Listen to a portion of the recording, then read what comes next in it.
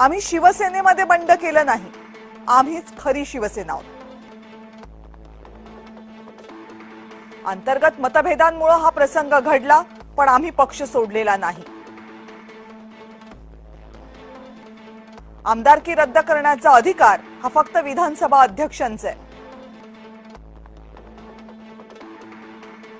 आमदारकीवर निर्वाळा देण्याचा अधिकार सुप्रीम कोर्टाला नाही। विश्वासमत घ्या असं सांगण्याचा पूर्ण अधिकार राज्यपालांना आहे।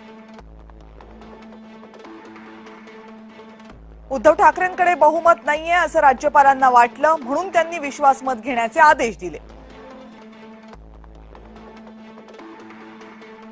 अध्यक्ष किंवा उपाध्यक्षांना काढण्याबाबत नोटीस प्रलंबित असताना ते आमदारकी रद्द करण्याबाबत निर्णय घेऊ शकत नाही।